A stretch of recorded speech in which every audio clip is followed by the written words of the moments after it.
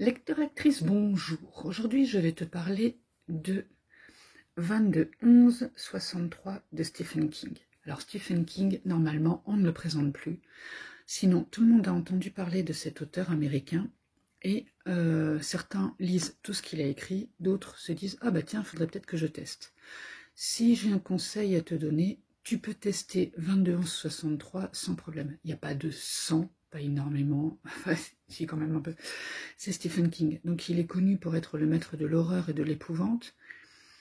Là, il n'écrit pas forcément de l'épouvante pure et dure. Il se fie à un événement historique. Et c'est ça qui est super intéressant dans son œuvre, c'est que il a documenté cette histoire extrêmement bien. On est vraiment en 63. Et au niveau du sang et tout ça, personnellement, je suis pas une grande amatrice de trucs très horrifiques, enfin, trop sanguinolents en tout cas, et je suis une grande fan de Stephen King. Alors déjà, on va commencer par présenter l'auteur, ça peut être bien, pour ceux qui ne le connaissent pas vraiment.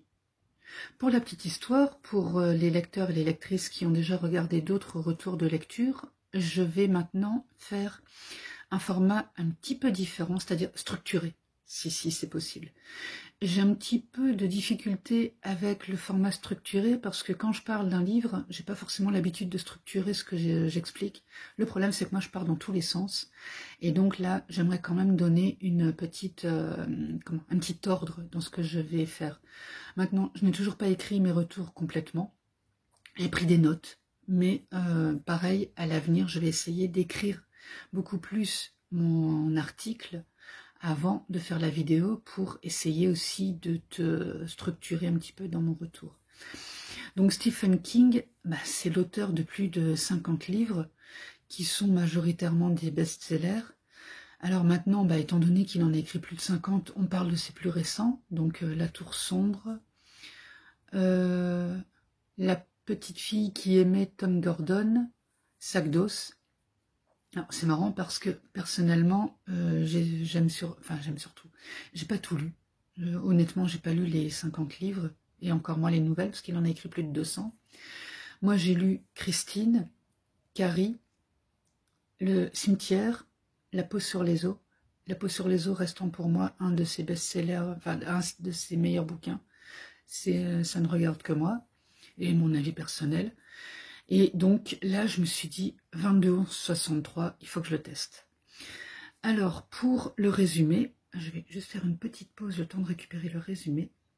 Alors, on va essayer d'avoir une structure, mais au niveau technique, c'est encore poussif. On verra ça au fur et à mesure. Le truc étant que je fais ça de manière complètement amatrice, et donc je me débrouille avec les moyens du bord. Alors, pour le résumé de 22-11-63, imaginez que vous puissiez remonter le temps, changer le cours de l'histoire. Le 22 novembre 1963, le président Kennedy était assassiné à Dallas, à moins que Jack Epping, professeur d'anglais à Lisbon Falls, n'a pu refuser d'accéder à la requête d'un ami mourant, empêcher l'assassinat de Kennedy. Une fissure dans le temps va l'entraîner dans un fascinant voyage dans le passé, en 1958, à l'époque d'Elvis et de JFK, des Plymouth Fury et des Everly Brothers, d'un taré solitaire nommé Lee Harvey Oswald et d'une jolie bibliothécaire qui deviendra le grand amour de Jack. Un amour qui transgresse toutes les lois du temps. Mais oui, étant donné que Jack, lui, vit en 2011 et qu'il est né 15 ans après sa rencontre avec Sadie, la jolie bibliothécaire. J'en reparlerai. Avec une extraordinaire énergie créatrice, King revisite au travers d'un suspense vertigineux l'Amérique du baby-boom, des Happy Days et du rock'n'roll. Alors, c'est vrai que c'est extrêmement bien documenté. Alors, je ne suis pas une spécialiste des États-Unis, mais c'est sûr que quand on parle d'un Américain du 22-11-63, c'est comme quand on parle en Europe de 39-45 ou 14-18. Bon, étant donné que moi je suis en Belgique, il y a des événements aussi qui concernent vraiment la Belgique qui ne parleront pas au français, mais par exemple pour les Français, on va parler de l'appel du 18 juin 18 juin 40. Il y a des dates comme ça, la bataille de Marignan, 1515, voilà. Il y a des dates comme ça, paf, ça tape tout de suite à l'esprit de la personne qui est allée à l'école et qui a dû apprendre ces dates. L'assassinat de Kennedy, c'est un événement qui a traumatisé les Américains, et tous les Américains, que ce soit les Noirs américains comme les Américains blancs, parce que Kennedy voulait faire justement beaucoup de choses pour lutter contre le racisme. Et on était encore à l'époque de l'Amérique raciale, où on avait des bars pour noirs, on avait des toilettes pour noirs, les noirs devaient se tenir au fond du bus, debout. Enfin voilà, il y a énormément de choses comme ça qui étaient... il y avait vraiment une ségrégation qui était lourde. J'essaye de ne pas donner d'avis personnel sur le sujet, mais c'est un peu compliqué. Enfin voilà, c'était vraiment la ségrégation, et les blancs américains refusaient les noirs américains parce qu'il y avait encore beaucoup de résidus de l'esclavage, pour parler clairement. Et donc, dans cette histoire, donc on parle de... comment il s'appelle? 2 minutes, je vais vérifier. C'est Al Templeton, qui donc vend des burgers en face du lycée où travaille Jack Epping. Et justement, il y a plein de gens qui disent que il massacre les chats du quartier parce que il fait des burgers avec avec une bonne viande, mais qui coûte très peu cher par rapport aux autres. Et donc personne ne comprend pourquoi et comment il fait. Donc bien sûr, la rumeur part, il n'y a plus de chats dans le quartier et tout, c'est Templeton qui les zigouille pour les préparer pour les clients. Ça fait penser à Sweeney Todd, pour ceux qui connaissent l'histoire, où c'est pareil, la viande n'était pas d'origine tout à fait, honnête, voilà. Et donc Jack Epping apprend alors au début du livre, mais vers la fin de l'activité de Templeton, qui a 60 et des poussières d'années, qui lui annonce qu'il va se retirer, qu'il va prendre sa retraite, il comprend où il va se fournir sa viande. Et je pense ne pas trop spoiler l'histoire en parlant... Ah, bonjour la petite mouche. C'est bien d'avoir des compagnons quand on fait un retour de lecture comme ça. En plus, des compagnons complètement inattendus. C'est pas la queue du chat qui passe comme ça, non, là c'est la mouche. Donc, disais-je, Templeton montre un escalier à Jack Epping et il lui dit, voilà, tu vas voir, tu vas descendre et là, tu vas te retrouver en 58 et tu vas aller au supermarché où tu vas voir le prix de la viande et c'est là que je me fournis cette viande dont tout le monde parle. Et bien sûr, il sait bien ce qu'on raconte à propos de sa viande, mais c'est pas du tout ça. C'est tout simplement que, au fur et à mesure de ses voyages, il arrive à descendre dans cette fameuse, je crois que c'est un supermarché, où il achète sa viande et puis il remonte. Il fait ça une fois par semaine. Et donc, au fur et à mesure qu'il descend, à chaque fois, ça se remet à zéro. Donc le mec lui revend la même quantité de viande, etc. Et il redit exactement les mêmes choses. C'est comme un jour sans fin, quoi. C'est-à-dire qu'à chaque fois, il se repasse la même chose et les mêmes personnes sont là. Il se passe exactement les mêmes choses. Et donc, Jack Epping essaye de faire ça. Et il s'aperçoit en effet qu'il descend, il boit une petite racinette. Alors c'est un alcool de l'époque. Et puis il remonte par le même escalier et tout, et puis il redescend, il se repasse la même chose. Et Templeton lui explique ce qu'il a réussi à faire, et il lui dit, tu vois là, t'as passé un quart d'heure en bas, et quand il remonte, c'est comme si c'était passé 2 minutes. Et il lui dit, tu sais, j'ai fait ça, je suis resté pendant 4 ans là-bas, attends, 58, 63, oui c'est ça, 5 ans, pardon, 5 ans. Et quand je suis remontée, c'est comme si c'était passé 2 minutes. Alors, je passe sur l'épuisement du corps, etc., etc. Il se passe que quand Jake apprend cette histoire-là, tout simplement, Templeton est mourant, il a un cancer, et donc il voudrait que enfin, Templeton voudrait que Epping fasse ce pourquoi lui a travaillé pendant autant d'années, c'est-à-dire empêcher l'assassinat de Kennedy. Et alors il lui donne un cahier où il a pris plein de notes et tout par rapport à Lee Harvey Oswald. Alors pour ceux qui s'intéressent à l'histoire des États-Unis, on sait que Lee Oswald a tué Kennedy d'une balle dans la tête et que donc c'est Jackie qui a pris étant donné Jackie Kennedy, sa femme, qui a pris des traces de la blessure, notamment un peu de cervelle de son mari sur son beau tailleur rose. Alors ça c'est pour ceux qui s'intéressent à l'histoire des États-Unis, qui ont vu des séries et tout ça, parce qu'il y a plein de séries américaines qui en parlent. Et moi j'avais un peu suivi le truc, parce que comme je m'intéresse beaucoup à l'histoire, pas uniquement l'histoire de France, parce que bon, étant donné d'origine française, je connais bien l'histoire de France, l'histoire de la Belgique un peu moins, l'histoire des États-Unis peut-être un peu mieux que celle de la Belgique, mais bon, soit, voilà. Je m'intéresse à l'histoire en général, donc je connais aussi un petit peu l'histoire des États-Unis. Et là, j'ai appris plein de choses, notamment sur ce qui se passait en 58 aux États-Unis et tout ça, parce que comme il fait repartir son héros, Jack Epping, en 58, c'est extrêmement bien documenté sur plein de sujets, mais c'est pas un documentaire. Il nous raconte l'histoire de Jack en 58 avec plein de détails, les voitures, les tenues des gens et tout, et comme Jack lui retrouve 58, mais c'est pas son époque à lui, c'est l'époque de ses parents, et donc il retrouve l'époque de ses parents, mais comme s'il y était, étant donné qu'il y est. Voilà. Alors après, par rapport au thème du livre, justement, c'est la grande question, la grande problématique de ce livre, c'est si on remonte le temps, quelles sont les conséquences ? Et l'effet papillon, c'est-à-dire que déjà quand Al Templeton descendait, il s'est passé des choses parce que Templeton a essayé de modifier le temps déjà. Et il expliquait à Jake, parce qu'il a testé plusieurs fois, étant donné qu'il est redescendu en 58 énormément, il disait attention parce que le temps ne veut pas être changé. Et donc, il va y avoir des choses qui vont se passer qui vont t'empêcher ou tenter de t'empêcher de faire les choses. Alors, je vais passer sur un événement qu'il a essayé de modifier pour voir qu'est-ce qui se passait derrière et sur la manière dont le temps luttait pour que ça se passe quand même comme ça. Parce que quand on modifie l'histoire de quelqu'un, bien sûr, il y a des conséquences après, dans l'avenir.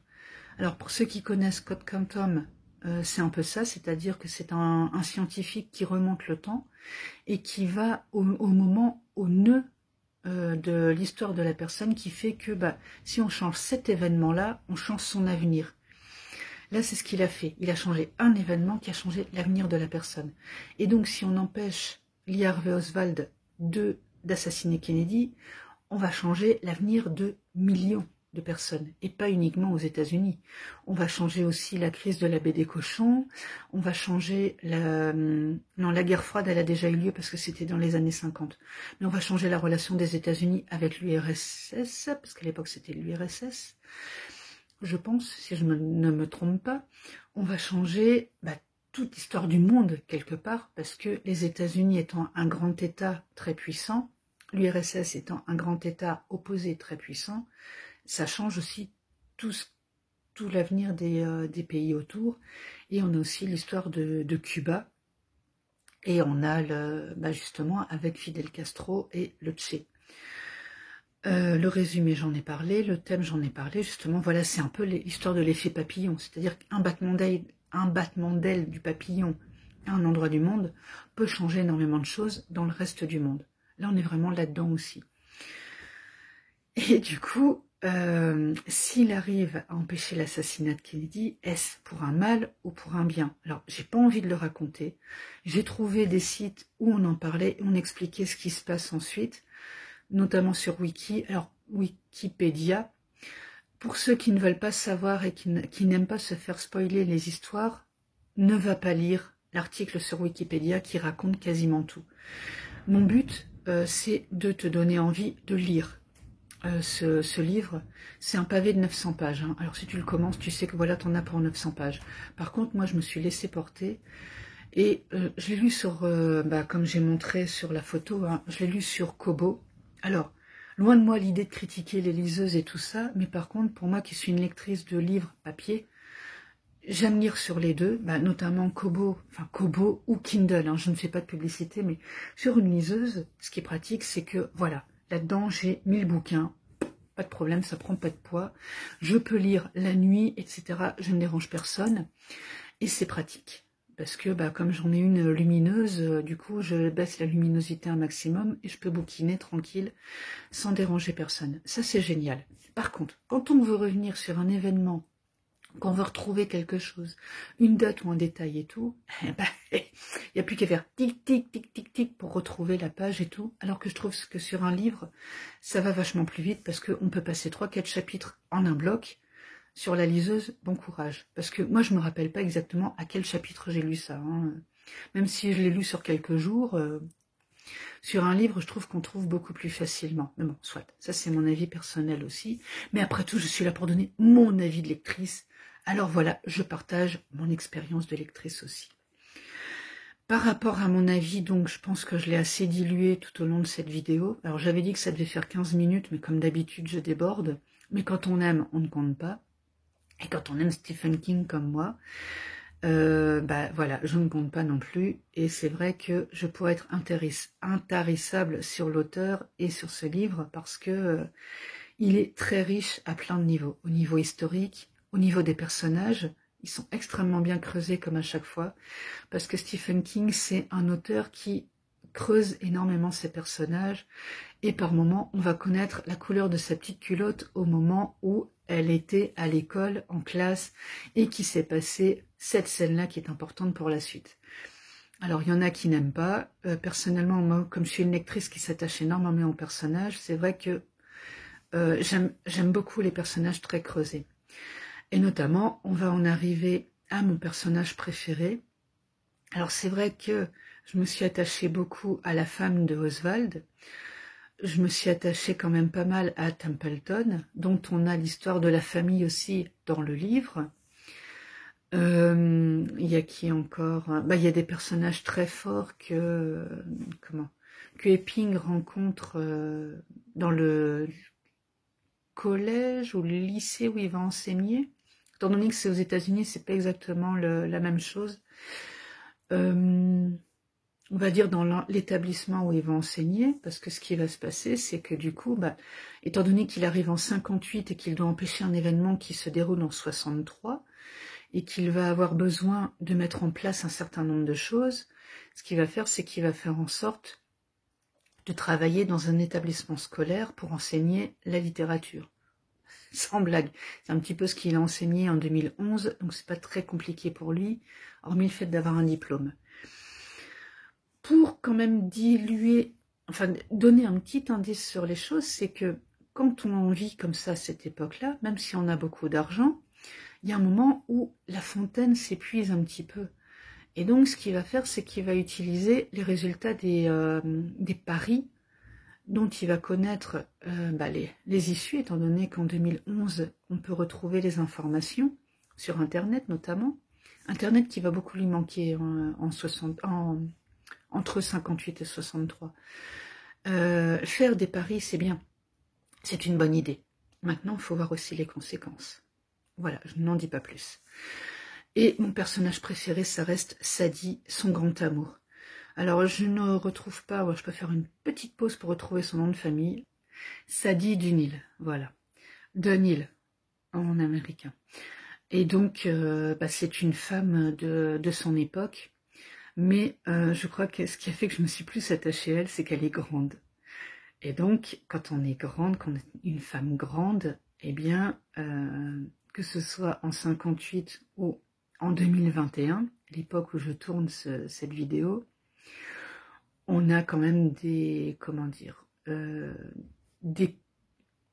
surnoms ou des moqueries, où on peut souffrir de certaines choses. Là, on ne parle pas uniquement des vêtements, on parle par exemple de son malaise par rapport au fait que comme elle est plus grande, elle veut trouver un homme plus grand qu'elle, enfin, elle a des critères, voilà, comme les autres femmes.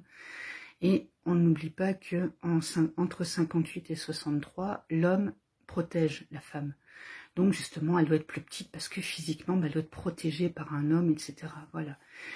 Et du coup, quand on choisit aussi essentiellement, enfin pas essentiellement, mais quand même pas mal par rapport à des critères physiques, notamment que l'homme soit plus grand qu'elle, ok, mais on peut peut-être faire l'impasse sur d'autres critères qui peuvent être importants. Notamment, elle laisse sa famille choisir ses fréquentations. C'est pas forcément une bonne idée, mais bon, en 58, le poids de la famille est quand même très lourd, le poids de la société est très lourd aussi, par rapport même à 2011, parce que justement, Jack Epping, lui, il arrive avec ses critères d'homme de 2011. Et du coup, il a du mal parfois avec des réactions, parce qu'il se dit, mais c'est quoi ça? C'est quoi ce machisme et tout? Et lui se dit après, bah oui, mais moi j'ai la mentalité d'un homme de 2011, pas la mentalité d'un homme de 58. Voilà. Et donc, cette femme m'a énormément touchée par rapport à son passé, qu'elle explique à Jack à un moment, et par rapport à son malaise, par rapport à sa taille, par rapport à sa volonté d'être indépendante aussi, parce que justement, elle, comment dire, elle va quitter une première union. Je pense que je ne vais pas trop en raconter comme ça, mais bon, elle va divorcer, mais on est en 60, 61, je ne sais plus. À cette époque-là, une femme divorcée, c'est encore pas très bien vu. Normalement, on est marié à vie, et même si l'homme est défaillant et tout ça, on fait avec. On se cache, hein, si on veut en trouver un autre ou quoi, enfin, avoir un amant, parce qu'on reste marié d'office.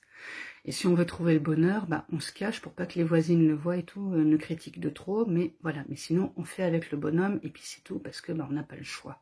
On est marié à vie, et surtout, il y a le poids des voisins, de la ville dans laquelle on vit, surtout si c'est une petite ville, et de l'église qu'on fréquente. Ben oui, parce qu'à l'époque, on est extrêmement religieux, notamment aux États-Unis.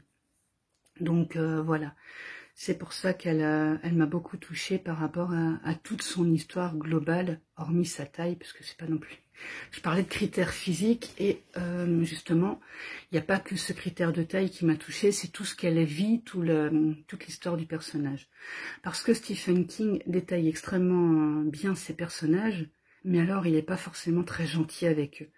Et donc, souvent, je me suis retrouvée en me disant oh, « Mais non, il va pas oser, oh non, il va pas faire ça. » Ah ben si, c'est Stephen King, donc il aime bien torturer ses personnages. Assez loin, parfois. Voilà, bon, je n'ai pas tenu mes 15 minutes réglementaires, règlement que je me suis fixé toute seule, mais que bien sûr, étant donné que je me le suis fixé toute seule, je ne le respecte jamais. Mais en tout cas, voilà. Normalement, je prévois de lire aussi un petit extrait, on s'en fout. On va pas faire 15 minutes, on va en faire 30, mais je vais essayer de trouver un petit extrait qui est vraiment sympa pour te donner envie de le lire.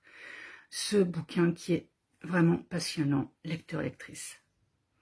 Voilà, donc je me suis amusée à prendre on est au chapitre 18, donc complètement en plein milieu du bouquin, à la page 449, si ma liseuse affiche bien la bonne page.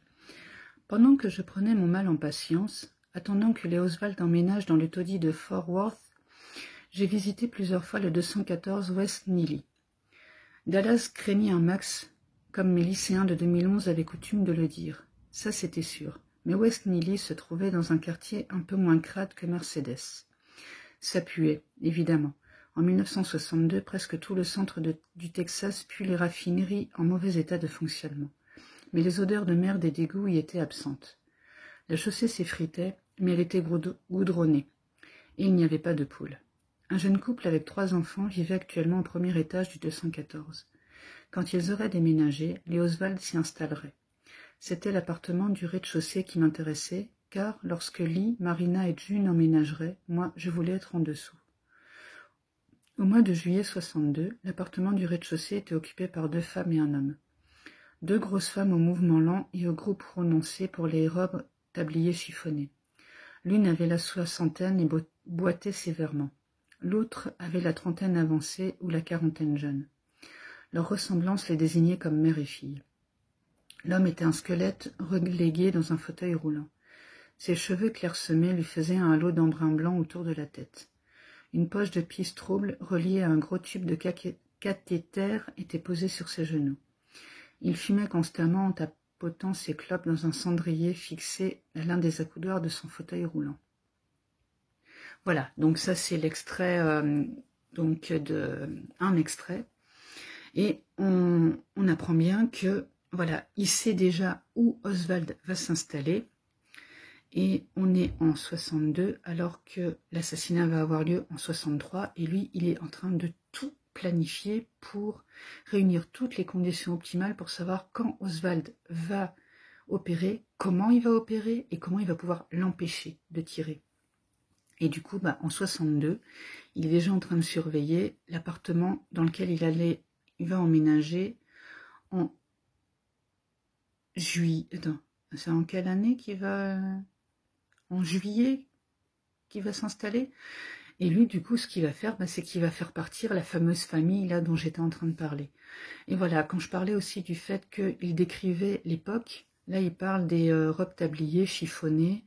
Je ne sais pas si vous avez connu, mais moi aussi j'ai connu des tantes qui portaient des robes tabliées parce que c'était plus pratique, ça se lavait vite, on n'avait pas besoin de les repasser, et comme ça pour faire la cuisine et tout, c'était pratique. Et c'est, voilà, toute l'histoire est pleine de détails comme ça qui nous replongent dans les années 50, fin 50, début 60. Et on y retrouve aussi des choses quand même qu'on a connues aussi en Europe. Voilà, donc avec tout ça, si je ne t'ai pas donné envie de le lire, je ne sais pas quoi faire. Donc, si tu ne me connais pas encore, Gracieuse Robert, ma présentation arrive juste après. Et si tu me connais déjà, je te dis à bientôt pour d'autres lectures. Lecteur, lectrice, maintenant que tu as bien écouté la vidéo, je vais me présenter quand même, c'est toujours utile. Gracieuse Robert, donc une autrice hybride, mi-auto-éditée, mi-éditée, qui a donc écrit Ma vie en blog, 1 et 2, deux romans feel good, en auto-édition, Les voyages forment la jeunesse, en auto-édition aussi, donc l'histoire d'une femme qui essaie de sauver son couple en partant en voyage, un recueil de gracieuses notices et deux récréatures, Gracieuse tribulation d'une brouette et Gracieuse tribulation d'une fourchette. Je réalise aussi des interviews d'auteurs pour vous permettre de les découvrir sous un autre angle, des horoscopes, comme tu vois, des retours de lecture. Je suis disponible sur YouTube, Instagram et Facebook sur le même nom, Gracieuse Robert, et sur mon site lesgracieusetés.fun. Et aussi, de toute manière, il est accessible par le lien gracieusrobert.com. Donc, si tu as aimé la vidéo, tu peux activer, tu peux mettre un petit pouce bleu, la partager. Elle est aussi accessible aux personnes non-voyantes parce que de toute manière, on peut tout écouter. Activer la cloche pour suivre mes activités en mettant avec la petite fonction Instagram, avec la petite fonction pour les suivre en priorité, et me soutenir sur Tipeee ou Utip, les liens étant en description, parce que le reste de tout ça ne nourrit pas son autrice ni son assistant. Merci de ton écoute et je te dis à très vite sur un des réseaux sociaux.